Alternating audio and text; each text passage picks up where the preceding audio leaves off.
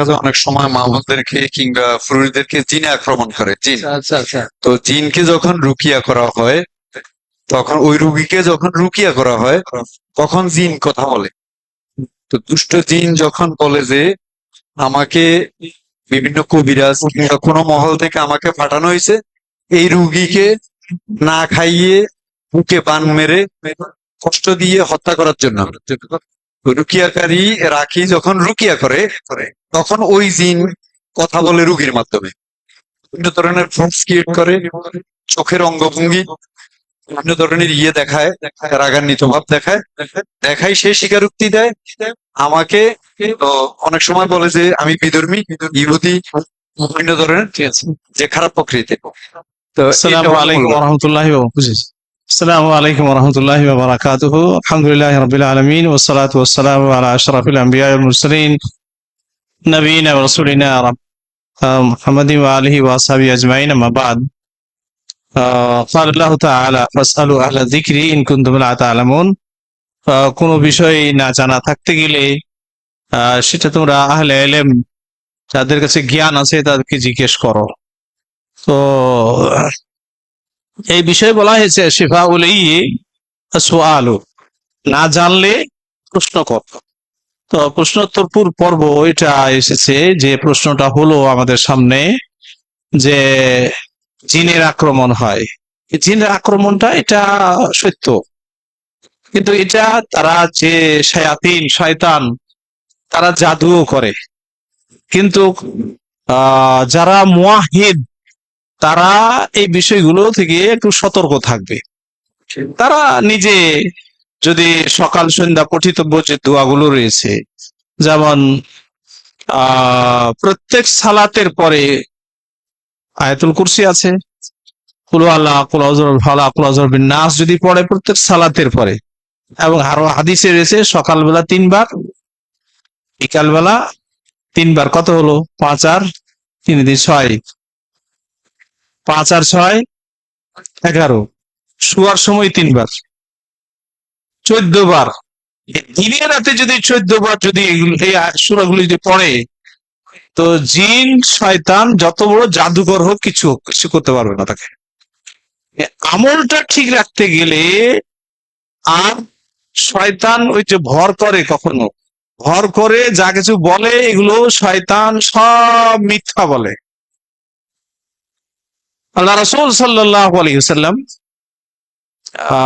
মসজিদে নববীতে রেখেছিলেন যাকাতের যে কিছু খাদ্যদ্রব্য বা যা আমাদের যে ফিতরাদি, এই সাদাকাতুল ফিতর, এটা মসজিদে নববীর এক সাইডে রেখেছিলেন। এটা দেখাশোনার জন্য আল্লাহ রাসূল সাল্লাল্লাহু আলাইহি ওয়াসাল্লাম দায়িত্ব দিয়েছিলেন আবু হুরায়রা রাদিয়াল্লাহু তাআলা। তো একদিন একটা চোর এসে কিছু ব্যাগে ভরে কিছু নিয়ে যাবে, আবু হুরায়রা রাদিয়াল্লাহু তাআলা ধরলেন যে আর আসবো না, অঙ্গীকার নিয়ে ছেড়ে দিলেন। দ্বিতীয় দিন আবার ছেড়ে দিলেন। তৃতীয় দিন আবার এসেছে, আবার ধরেছেন আবু হুরায়রা রাদিয়াল্লাহু তাআলা।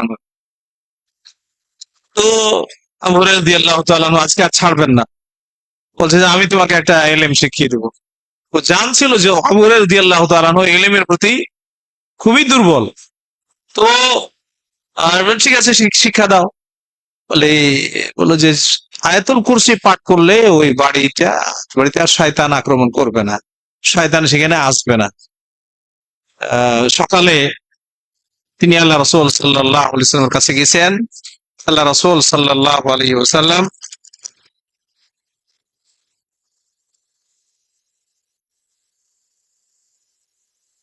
আসসালামু আলাইকুম, আমি একটা আলোচনায় আছি, একটু পরে আমি রিং দেবো ইনশাআল্লাহ। জি, আসসালাম।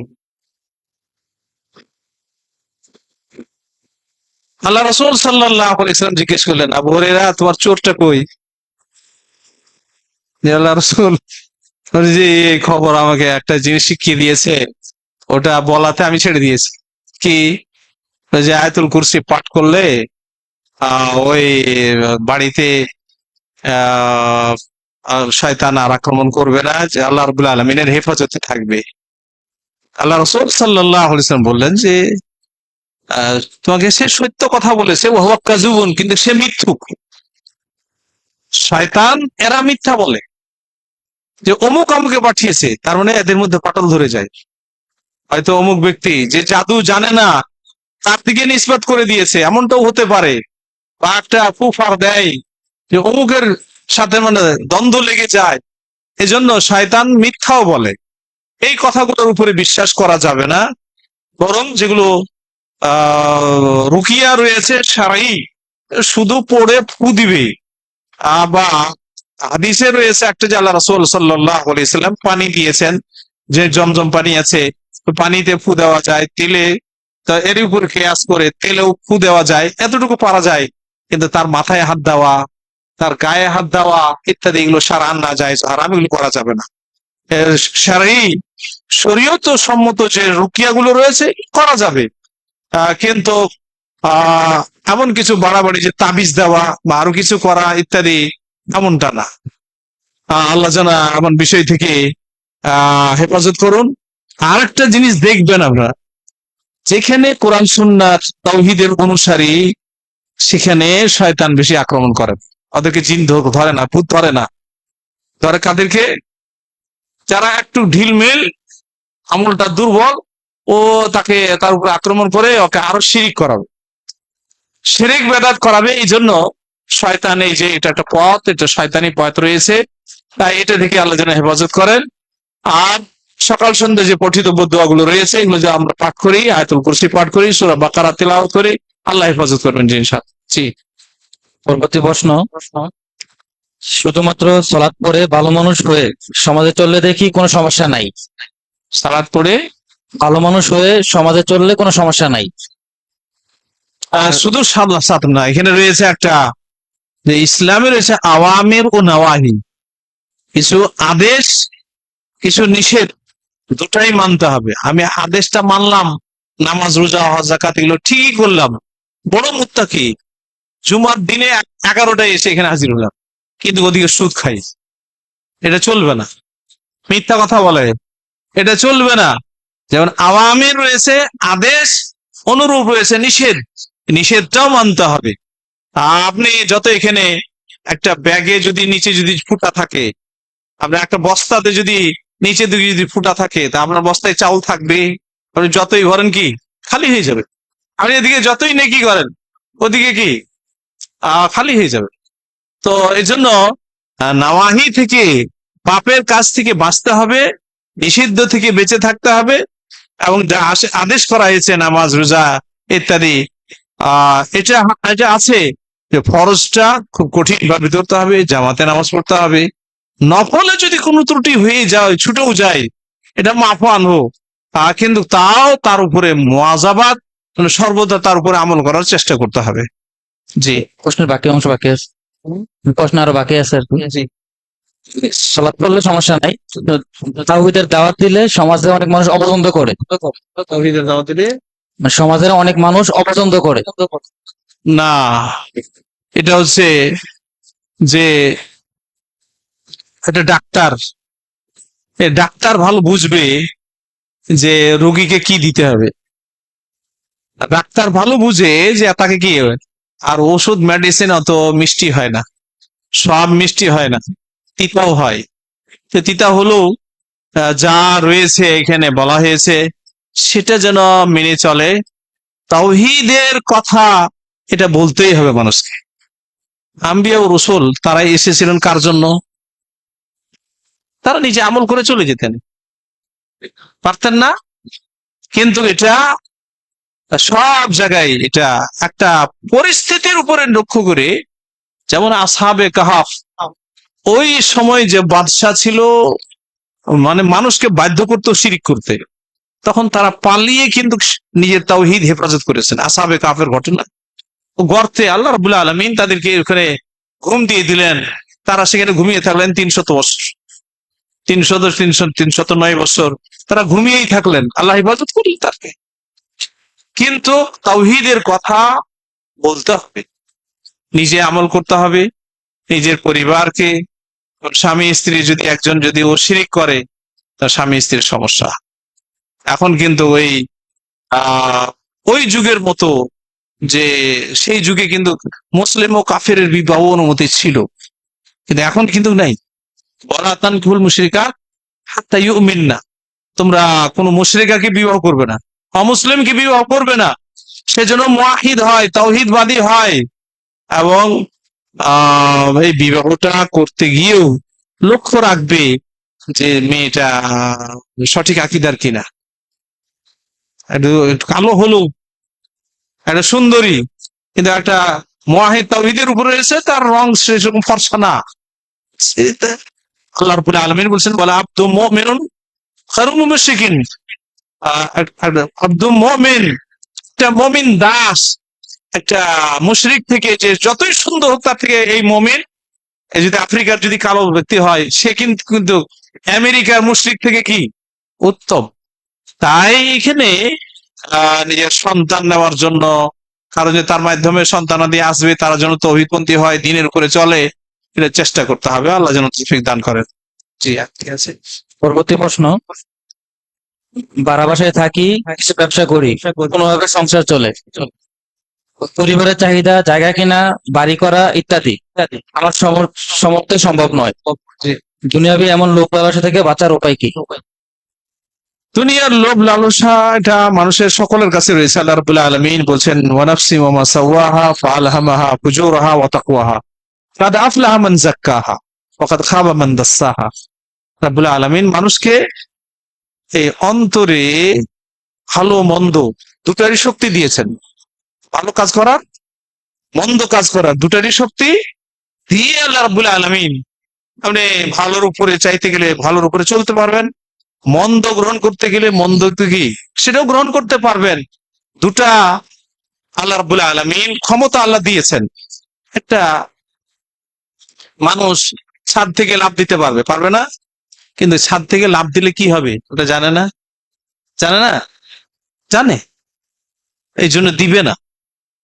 এবার বলছি যে লোভ কি জিনিস, এমনি সাধারণ লোভ মহাপাপ, শেষে হয় অনুতাপ। এবং অমুসলিমরাও লিখেছে এটা, লোভে ক্ষতি রয়েছে, হিংসা তার মধ্যে ক্ষতি রয়েছে। ইসলাম এই পথটাকে বন্ধ করেছে, নিষেধ করেছে। মনের সাথে তুমি যুদ্ধ করো। আর আল্লাহ রাব্বুল আলামিন দুনিয়াতে পাঠাবর এই 50,000 বছর আগে এবং মায়ের পেটে, এবং প্রতি বছর এই কদরের রাত্রে ওই তীরে যা আছে সেটা নবায়ন হয়। আল্লাহ রাব্বুল আলামিন কাকে 500 কোটি টাকা দিবেন, কাউকে কাউকে আল্লাহ রাব্বুল আলামিন বানাবেন, দুনিয়াতে আসবে, না খেয়ে কিন্তু তাকে রাখবেন না। ওয়া মা মিন দাব্বাতিন ফিল আরদি ইল্লা আলাল্লাহি রিজকুহা। এই দুনিয়াতে যে কোনো সৃষ্টি আসবে, তার রিজিক আল্লাহর হাতে, তাকে দিবেন, খাওয়াবেন, কাউকে বেশি দিবেন, কাউকে কম দিবেন।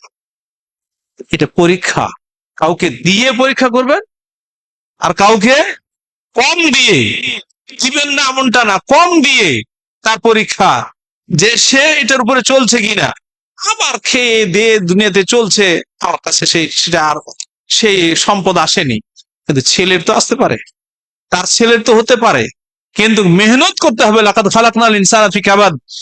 আমি এই কষ্টের উপরে মানুষকে সৃষ্টি করেছি, দুনিয়াতে এসে বসে বসে খাবে এটা নয়, তাকে মেহনত করতে হবে, পরিশ্রম করতে হবে। আল্লাহ রাব্বুল আলামিন তার মধ্যে কাউকে বরকত দিয়ে দিবেন, বেশি হয়ে যাবে, বেশি সম্পদ দিয়ে দিবেন, কাউকে কম দিবেন। শুধু ইবাদতের নামাজের খাতিরে তা নয়, আল্লাহ মুসলিমদেরকে দেননি। দুনিয়াতে আল্লাহ রাব্বুল আলামিন 4 জনকে সারা বিশ্বের রাজত্ব দিয়েছেন। মুসলিম 2 জন, কাফের 2 জন। মুসলিম 2 জন সুলাইমান আলাইহিস সালাতু ওয়াস সালাম, দ্বিতীয় যুলকারনাইন। তিনি কোরআনের সূরা কাহফে রয়েছে যে সূর্য কোথায় উঠে কোথায় ডুবে, সেই যুগে তিনি সফর করেছেন, গেছেন, সূর্য কোথায় উঠে সূর্য ডুবে, আর সেখানে গেছেন, সারা বিশ্বে তিনি রাজত্ব করেছেন। তো মুসলিম 2 জন, আর 2 জন তো নমরুদকে, আরেকজন বুখতানাসার। ফাতুল বাড়িতে আবেদুল রাজা সালানি রাহিমাহুল্লাহ তাদের আলোচনা করেছেন। তো এরাও অমুসলিম রাজত্ব করেছে। তো তাদেরকে আল্লাহ রাব্বুল আলামিন দিয়েছেন, আল্লাহ দুনিয়াটা অমুসলিমদেরকে বেশি দিবেন। তারা হারাম খাবে, আর তাদের ভিতরে হালাল বলে হালাল বলে কোনো জিনিস নেই। তারা নীতির উপরে কিছুটা চলে, এই যা তারা তৈরি করেছে নীতির উপরে এটাই, কিন্তু হালাল হারাম এটা মুসলিমদের কাছে রয়েছে। মুসলিম হালাল হারাম মেনে চলবে। আল্লাহ রাসূল সাল্লাল্লাহু আলাইহি ওয়াসাল্লাম বলেছেন দুনিয়ার বিষয়ে ফানজুরু ইলা মান হুয়া আসফালা মিনকুম, তোমার থেকে যে ছোট আছে তাকে দেখ। তোমার গায়ে একটা সুন্দর জামা আছে, আরেকজনের নাই। তোমার পায়ে জুতা আছে, আরেকজনের নাই। তাকে তুমি দেখো নিচের দিকে, সে না খেয়ে আছে। কেউ হয়তো আল্লাহ আমাকে সুন্দর একটা ভালো ব্যবসা বাণিজ্য যা কিছু দিয়েছেন, সুন্দর চলছি, আমি খাই চলি, আর নিজের পরিবারকে নিয়ে নিজের ছেলেপুলেকে লেখাপড়া করাই চলছে। আরেকজন ময়লা পরিষ্কার করে না? আল্লাহ তো আমাকে তো তেমনটা করেননি। ও তো রিজিকের জন্যই করছে, কিন্তু ও ময়লা পরিষ্কার করে। তো দেখো এটা আসসালাম ইনকাম, তুমি দেখো দুনিয়ার বিষয়ে অর্থের বিষয়ে তোমার থেকে যারা নগণ্য ছোট, রাস্তার পাশে বসে মানুষের কাছে দুটো পয়সা চাই, আল্লাহ তেমন করেননি। আল্লাহ আমাকে সুখে রেখেছেন, শান্তিতে রেখেছেন, আমি চলছি, আল্লাহ সম্মানিত করেছেন। ওয়ালা তানজুরু ইলা মান হুয়া ফাওকাকুম, আর অর্থ সম্পদের বিষয়ে তোমার থেকে বড় যারা, তাদের দিকে দেখিও। এদেরকে দেখলে তোমার মধ্যে একটা ধৈর্য আসবে, সাবর আসবে। আর তাদেরকে দেখলে তোমার শুকরানা, শুকর গুজারি, এটা সব শেষ হয়ে যাবে। তুমি আল্লাহর শুকরিয়া আদায় করতে পারবে না। তা আল্লাহ যে অবস্থায় রেখেছেন, লাইন শাকারতুম লাযীদান্নাকুম, যে অবস্থায় আছি ভালো অবস্থায় তুমি যদি আল্লাহর কৃতজ্ঞতা পালন করো, আল্লাহ আর যা আমি কিছু দিয়েছি এটার আমি হকদার ছিলাম না, তাও তুমি আমাকে কি দিয়েছো, একটা সন্তান দিয়েছো, দুটো ছেলে পুলে দিয়েছো, তাদেরকে লেখাপড়া করাই, খাই রাখি। তাই দুটা শান্তি, একটা হলো চোখের শান্তি, আর এটা হলো অন্তরের শান্তি। অর্থ সম্পদ দেখে হালাল হারাম না বুঝে অর্থ সম্পদ কামাই করলাম, কিন্তু এটা নিয়ে যাব না, রেখে যাব, কবরে জবাব দিতে হবে, এটাতে শান্তি নেই। আর একটা অন্তরে শান্তি, যে হালাল কামাই করেছে, খেলাম, একটা না খেয়ে থাকলাম। নবী সাল্লাল্লাহু আলাইহি ওয়াসাল্লাম কখনো মাছ আগুন জ্বলতো না, খেজুর আর পানি যাই রেখে, খেজুর আর পানি খেয়ে কাটিয়েছেন, এক মাস পার হয়ে গেছে, আগুন জ্বলেনি, মানে রুটি হয়নি, গোশত পাক হয়নি, এমনটা। সেই নবীর আমার উম্মত, কোন এমন দিন গেছে যে আমাদের পাক হয় না? আমার একটু স্মরণ পড়ছে যে এক সময় ছিলাম, আমরা ছোট ছিলাম, তখন হয়তো অনেকের বাড়িতে আগুন জ্বলতো না, না খেয়েও থেকেছে মানুষ। কিন্তু এখন কি আমার বিশ্বাস হয় না যে ঢাকা শহরে, চাঁদপুরে শহরে বা আরো কোনো গ্রামে কোন পরিবার না খেয়ে থাকে, আমার মনে হয় না।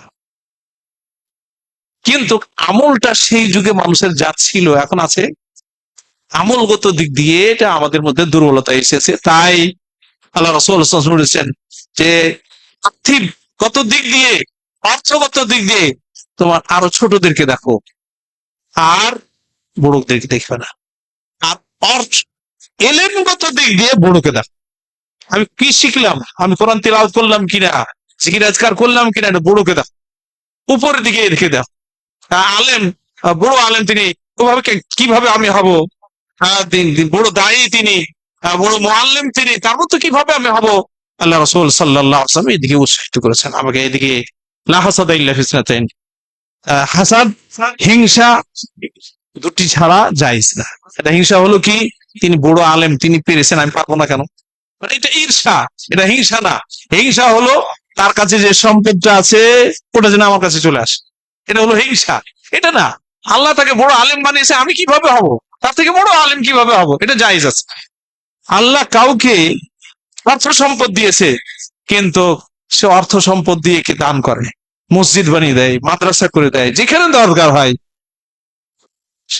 এই ধরনের ঈর্ষা করার, আশা করার, আল্লাহ রাসূল সাল্লাল্লাহু আলাইহি ওয়াসাল্লাম বলছে তোমরা যদি যে বড় আলেম আমি কিভাবে হতে পারবো, বা বড় দানবীর সে দান করে, আমি কিভাবে হতে পারবো? যে আল্লাহ, তার মতো এলেম থাকলে আমিও আমল করতাম, বা তার মতো আমার সম্পদ থাকলে আমিও খরচ করতাম। আল্লাহ রাসূল সাল্লাল্লাহু আলাইহি ওয়াসাল্লাম বলেছেন, ফাহুমা সাওয়া, সে দান করে সব পায়, আর এই ব্যক্তি আশা আকাঙ্ক্ষা করে, নিয়তে, ইন্নামাল আমালু বিন্নিয়াত, বড় সে কোটি টাকা দিয়ে একটা দিনের কাজ করেছে, আল্লাহ আমাকে দিলে, আমার কাছে থাকলে আমিও দিতাম। আল্লাহ রাসূল সাল্লাল্লাহু আলাইহি ওয়াসাল্লাম বলছেন যে সে যে সব পাবে দিয়ে, এই ব্যক্তি আশা আকাঙ্ক্ষা করে এই সবটা পাবে, আল্লাহ রাব্বুল আলামিন দিবেন। জি, বারাকাল্লাহ।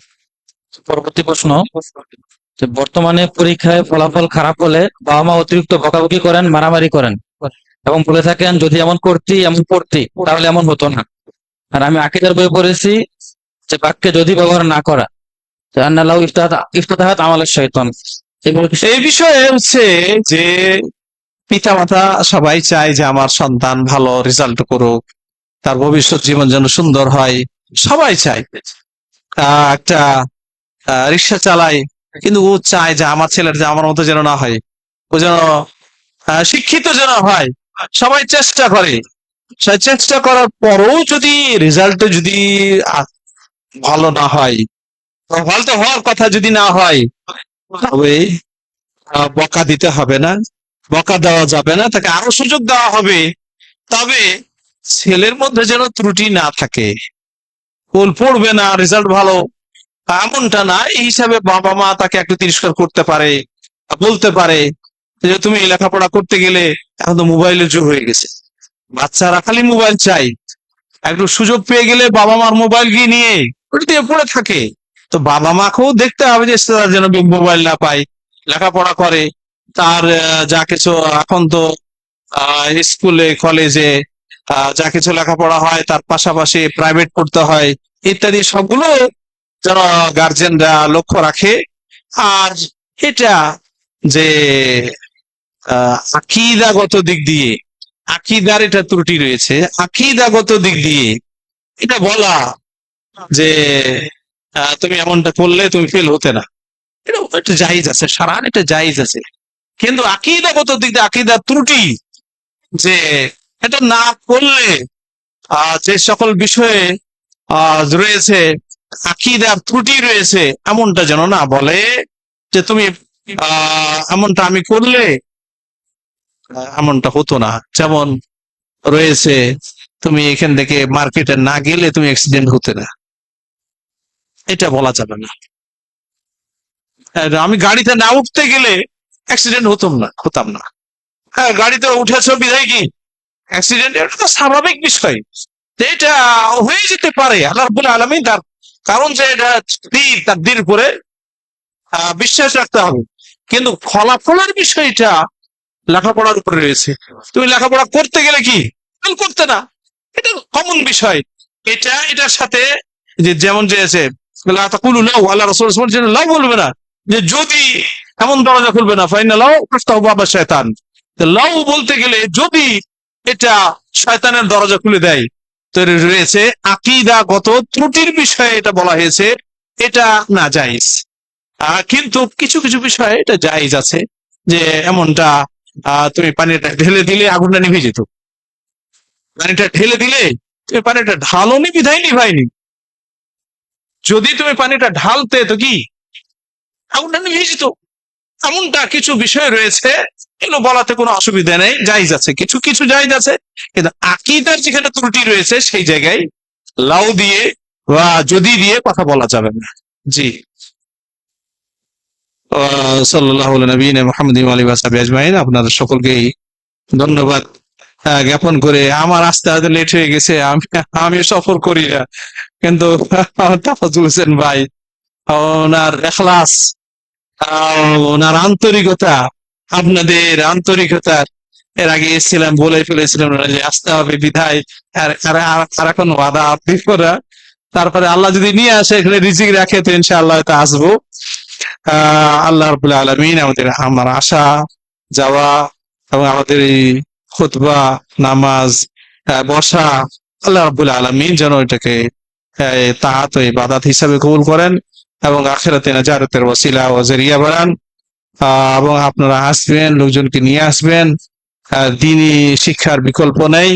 এর মাধ্যমেই শিরক ও বেদাতের অন্ধকার, জাহালাতের অন্ধকার এটা দূর হবে। আপনারা এই নিতা, এটাকে বলা হয় নিতা, একটা বীজ বপন করে যাচ্ছে না। এটার ইনশাআল্লাহ এক সময় আমরা হয়তো দেখতে পাবো না, বিশাল একটা বট গাছ আর হবে। মাদ্রাসা মুহাম্মাদিয়া আরাবিয়া যখন হয়, তার ইতিহাসটা একটু বলি আপনাদেরকে। এখানে এক ভাইয়ের জায়গা ছিল হাজী আব্দুর রহিম সাহেবের বংশালের।